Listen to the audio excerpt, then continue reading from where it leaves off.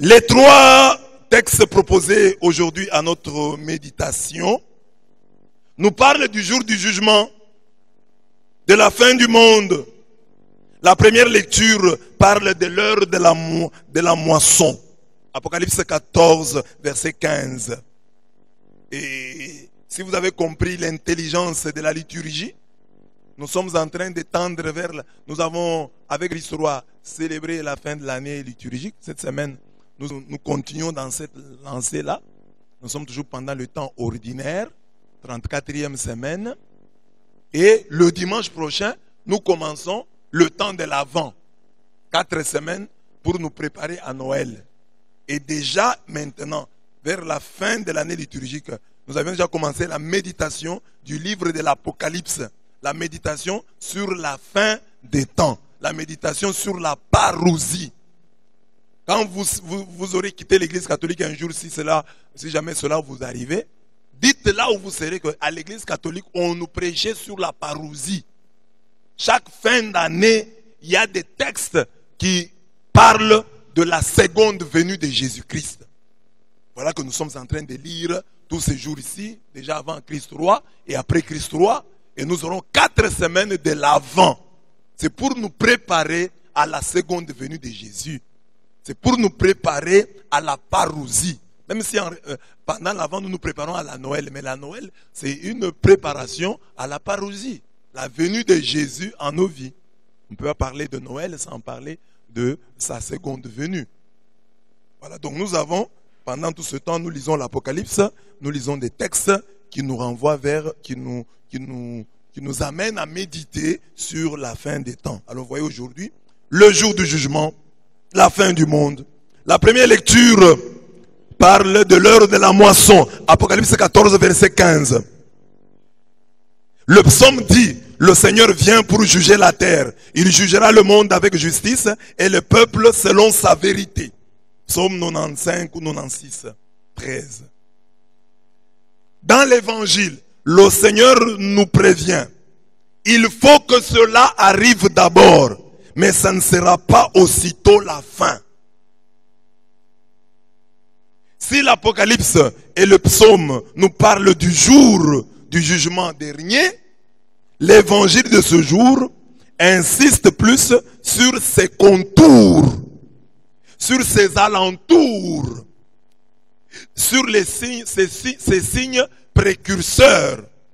D'où notre thème, le jour et les contours de son retour. Le jour de son retour, les contours de son retour. Du retour de Jésus-Christ. Alors, l'enseignement, donc, 2 parties. Première partie, le jour du jugement dernier, ou le jour de son retour. Et deuxième partie, le contour de son retour. Le jour là sera entouré de quoi? Sera précédé par quoi? L'évangile répond. La première lecture et le psaume nous parle du jour. L'évangile nous parle des contours du jour. Premier point donc, le jour du jugement dernier. Le jour du Fils de l'homme. Ce point a un seul objectif. Nous faire passer de la peur du dies irae à la joie du Maranatha. Parce que quand on parle souvent de la fin des temps, les gens ont peur. Parce que pour eux, fin des temps, ça signifie que c'est un jour terrible. Ils ne voient que les catastrophes qui sont annoncées, qui sont prédites. Ils ne voient pas la joie qui est annoncée. Le jour de Dieu, le jour du Seigneur, c'est un jour glorieux. C'est un jour de gloire. C'est un jour qu'on doit désirer en disant Maranatha. Certes, il y a un chant qui dit Dies irae, un jour de colère pour les pécheurs, pour les méchants, pour les incrédules. Mais pour les enfants de Dieu, le jour de Dieu sera un jour de grâce, un jour de joie, un jour de paix. Le jour de la moisson, voilà l'image qu'on donne, le jour de la moisson. Malachie 3, 17 à 21, on dit, au jour que je prépare, ils seront mon bien propre. Donc ce jour-là, nous serons son bien propre. Dit Yahweh Sabaoth, j'aurai compassion d'eux, comme un homme a compassion de son fils qui le sert. Donc ce jour-là, Dieu aura compassion de nous, comme un père a compassion de son fils qui le sert. C'est pourquoi je vous dis toujours que mes bien-aimés, la chose dont nous sommes sûrs et dont nous devons être sûrs, c'est le service que nous rendons au Seigneur et à nos frères. L'évitement des péchés, oh, c'est un domaine compliqué. Mais ce dont nous sommes sûrs, c'est ce service-là. Parce que Dieu dit, j'aurai compassion de, comme un homme a compassion de son fils qui le sert. Donc, quand on est fils, servons Dieu. Servons Dieu. Alors, vous verrez la différence entre un juste et un méchant. Entre qui sert Dieu et qui ne le sert pas. Car voici, le jour vient, brûlant comme un four. Ils seront de la paille. Qui? Tous les arrogants. Qui? Tous les malfaisants. Ils seront de la paille. Le jour qui arrive les embrasera. Ils seront de la paille. Le jour qui arrive les embrasera. Pour eux, ce jour-là, c'est un jour de colère. Dies irae, jour de colère, au point qu'il ne leur laissera ni racine ni rameau. Ils brûleront jusqu'à la racine, jusqu'au rameau. Mais écoutez maintenant, Maranatha, viens Seigneur Jésus. Mais pour vous qui craignez mon nom, le soleil de justice brillera avec la guérison dans ses rayons. Vous sortirez en bondissant comme des veaux à l'engrais. Vous piétinerez les méchants car ils seront de la cendre sous la plante de vos pieds. Au jour que je prépare, dit Yahweh Sabaoth. Donc ce jour sera un jour biface.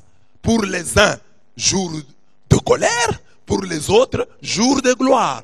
Les autres redoutent ce jour-là. Mais nous autres, les enfants de Dieu, nous devons être contents.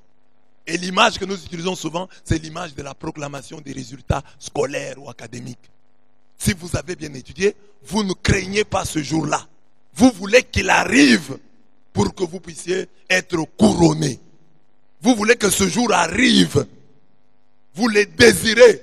Hein? Vous désirez son avènement de tous vos vœux. Vous voulez qu'il arrive, qu'il advienne le jour de la proclamation. Le jour de la proclamation des résultats. Amen. Amen. C'est pourquoi quand dans le nôtre, que ton règne vienne. Nous disons ça chaque jour. En fait, dans le fond, c'est que le royaume de Dieu arrive. C'est-à-dire que la fin du monde arrive. Parce que nous estimons que la fin du monde, c'est une bonne chose. C'est une bonne nouvelle. Car la fin de ce monde, c'est le début d'un autre monde. D'un monde meilleur. Amen. Dis à ton voisin, ce que tu appelles fin du monde, je l'appelle début d'un monde meilleur. Alors ce jour-là, on l'appelle le jour du Fils de l'homme. Pourquoi on l'appelle le jour du Fils de l'homme? Parce que ce jour-là, c'est l'homme Jésus. Bon, enfin, Jésus, le Dieu incarné. Le Verbe fait chair. Qui sera honoré? Il est venu sur la terre. Lui, on nous le présente dans l'Apocalypse comme portant une couronne d'or. Mais quand il est venu sur la terre, nous lui avons donné une couronne d'épines. Alors ce jour-là, ce sera le jour où Dieu le vengera. Ce sera son jour. Dieu dira, celui que vous avez refusé d'écouter, celui que vous avez humilié, celui que vous avez déshabillé, il est là. Il est là. C'est lui votre juge. C'est lui maintenant qui est le juge des vivants et des morts. Amen. C'est le jour où nous comprendrons que c'est lui dont la plante des pieds a foulé la terre est assis sur les nuages. Parce que la première lecture, Apocalypse 14, le présente assis sur les nuages. Assis sur les nuages. Donc, maintenant, il est venu fouler notre terre et nous nous sommes joués de lui. Ce jour-là, nous comprendrons qui il est. Ce jour-là, nous verrons sa grandeur. Zacharie 12, 10 et 10 dit, ils tourneront le regard vers moi, celui qu'ils ont transpercé. Ils tourneront le regard vers moi, vers celui qu'ils ont transpercé. Voici, il vient avec les nuées. Ça c'est Apocalypse 1, 7. Voici, il vient avec les nuées et tout œil le verra. Dites amen. Tout œil le verra. Même ceux qui l'ont transpercé. Et toutes les tribus de la terre se lamenteront à cause de lui. Oui, amen. Donc ce jour-là, tout œil le verra. Même ceux qui l'ont transpercé. Oh, c'est lui qu'on avait négligé, qui venait chez nous, qui est venu dans la chair. Et nous l'avons tué. C'est lui qui venait à travers la parole et nous avons refusé de l'écouter. C'est lui qui venait à travers l'homme, mon frère, et je l'ai rejeté. C'est lui qui venait à travers le pain et le vin eucharistique et je l'ai négligé, je l'ai saboté. C'est lui maintenant qui vient me juger. Ce sera son jour. Le jour du Fils de l'homme, le jour du Verbe qui a pris chair. Ce Verbe-là, nous le verrons maintenant dans toute sa gloire. Il est venu chez nous, il avait faim, il pouvait pleurer, on pouvait le tuer. Mais ce jour-là, nous verrons sa grandeur. C'est pourquoi on dit, ce sera le jour du Fils de l'homme. Amen. Or, toi qui es là, si tu n'es pas un hypocrite et un menteur, tu as cru en cet homme-là. Tu en lui Dieu vivant. Le Dieu vivant. Donc tu n'as pas peur. Tu n'as pas de raison d'avoir peur. Parce que comme tu l'as reconnu comme le Fils de l'homme, tu as vu Dieu en lui. Ce jour-là, tu seras dans la joie. Tu l'as accepté comme sauveur. Tu n'auras pas à souffrir du fait qu'il revienne comme juge. Non. Si tu l'as accueilli comme sauveur, tu n'as pas à craindre sa judicature. Tu n'as pas à craindre son jugement. La miséricorde se moque du jugement. Amen. Donc du coup, le jour du Fils de l'homme devient un jour joyeux. Et nous disons, Maranatha. Viens Seigneur Jésus. Amen. Dis Maranatha. Viens Seigneur Jésus. Donc un chrétien doit vouloir être tendu vers le retour du Christ. Si tu es chrétien et que le retour du Christ, la parousie, ne te dit rien, tu n'es pas chrétien. Et je vous ai déjà expliqué ici que le mot paroisse vient de parousie. Ça signifie que les paroissiens sont des gens rassemblés, c'est une communauté rassemblée pour attendre le second avènement de Jésus-Christ. Amen. Maranatha. Maranatha, viens Seigneur Jésus. Viens Seigneur Jésus pour la fin du monde. C'est vrai. Mais Maranatha vient aussi maintenant pour la fin de mes déboires. Aujourd'hui, ils viennent.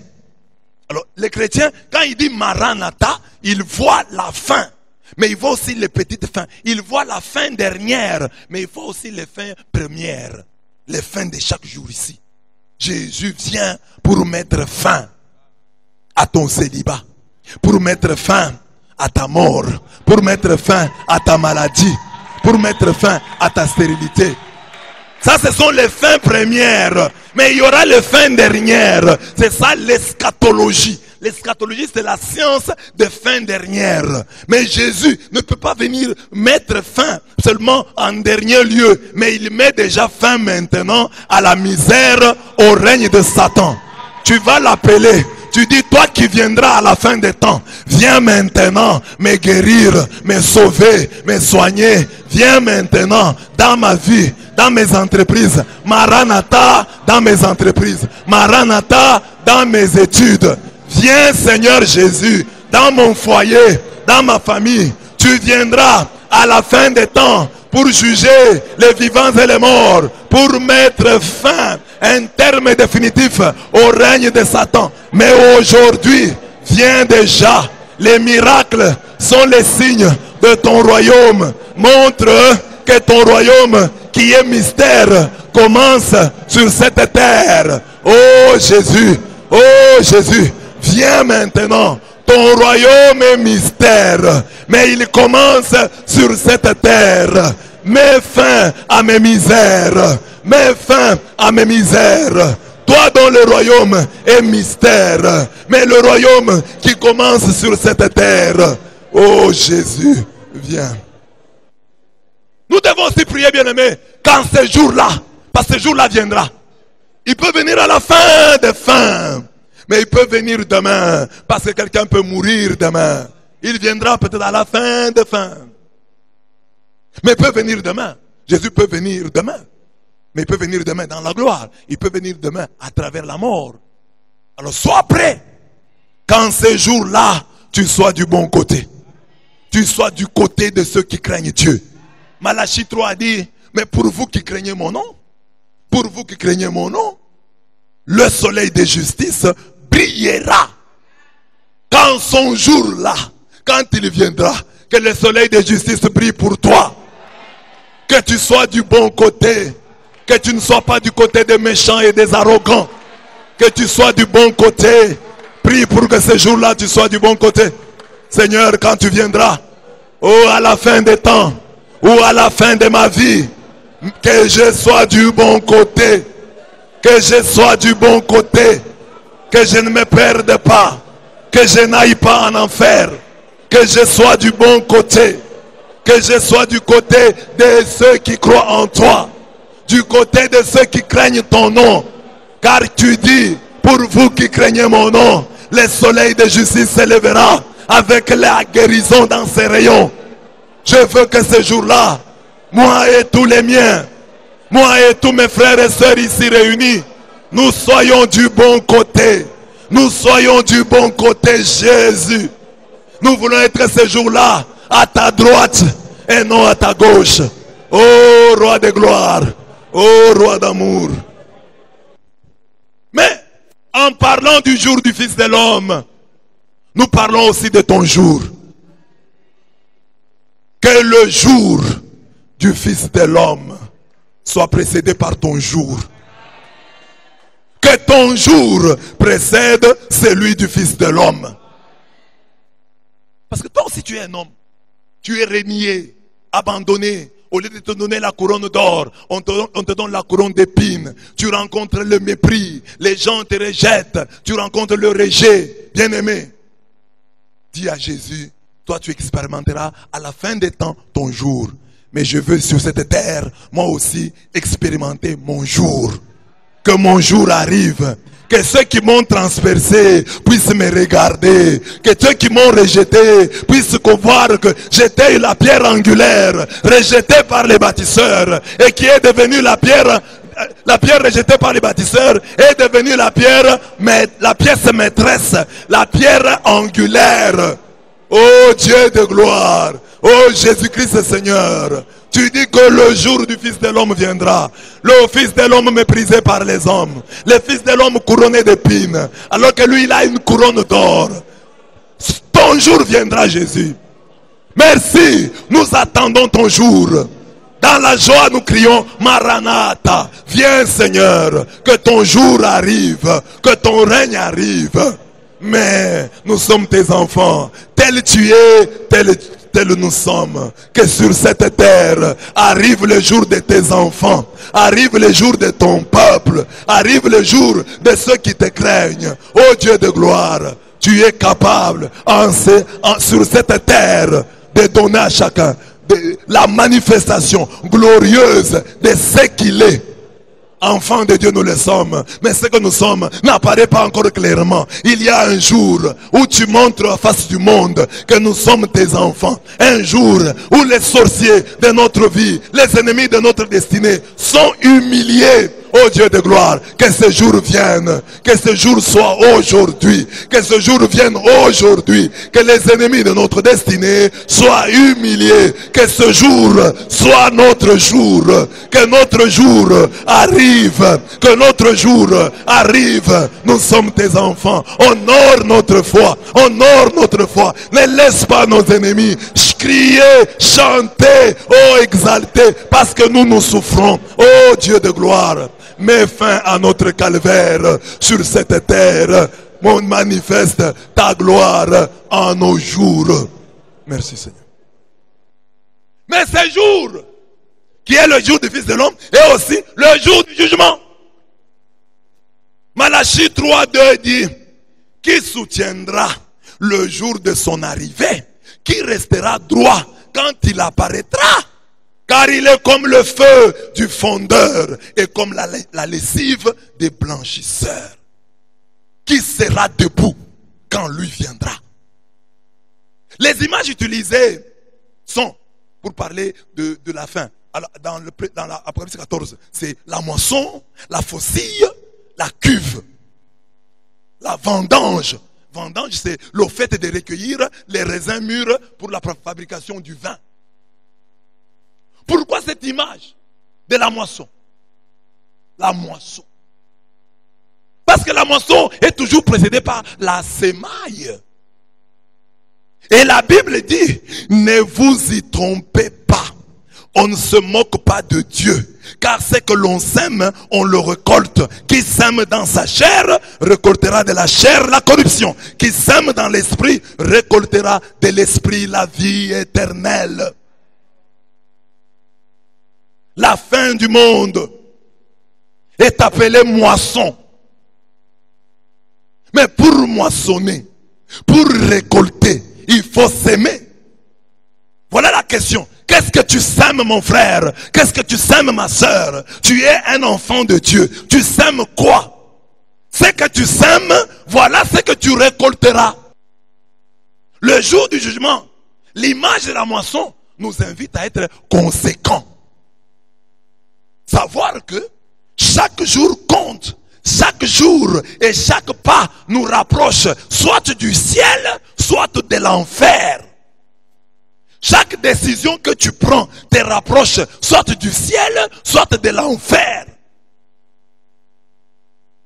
Ne blague pas avec ton éternité. Ce que tu sèmes, voilà ce que tu moissonneras. On appelle la fin du monde la moisson. On parle de la faucille, on parle de la cuve. Et la cuve, ça signifie qu'on prend les raisins, on les met dans la cuve, on les presse. Ils deviennent liquides. C'est pour dire qu'il y aura, le sang va couler. Les gens vont mourir. Alors, c'est une image terrifiante, mais qui nous appelle à la conversion. Qu'est-ce que tu sèmes chaque jour? Tu sèmes la discorde, tu sèmes les conflits, tu sèmes le péché, tu sèmes dans la chair. Tu récolteras dans la chair. Le jour du jugement, c'est chaque jour ici qu'on le prépare. Si quelqu'un arrive quelque part, il paye la viande, il mange. Il voit le lait caillé, il prend. Il voit la crème, il prend. Le haricot passe par là, il les prend. Et Coca-Cola, il prend. Munkoyo, il prend.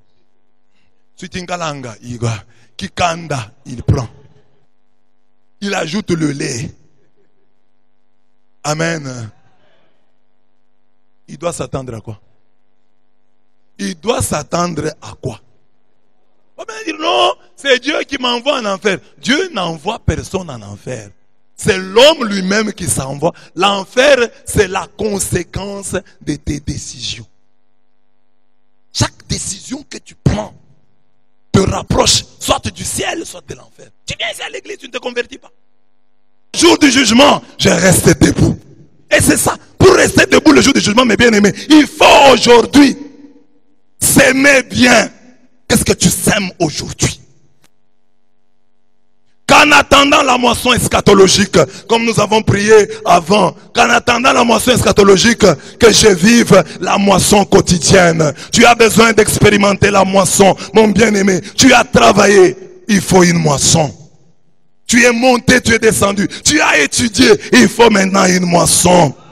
Tu as mis au monde des enfants, il faut une moisson. Tu dois récolter. Demande à Dieu que je récolte. J'ai aussi donné des offrandes. J'ai payé. Ce n'est pas du marchandage. Mais Seigneur, tu as dit, il y a une moisson qui vient. Que tes enfants moissonnent. Ceux qui travaillent, qu'ils moissonnent. Ceux qui ont mis au monde des enfants, qu'ils moissonnent. Que chacun moissonne.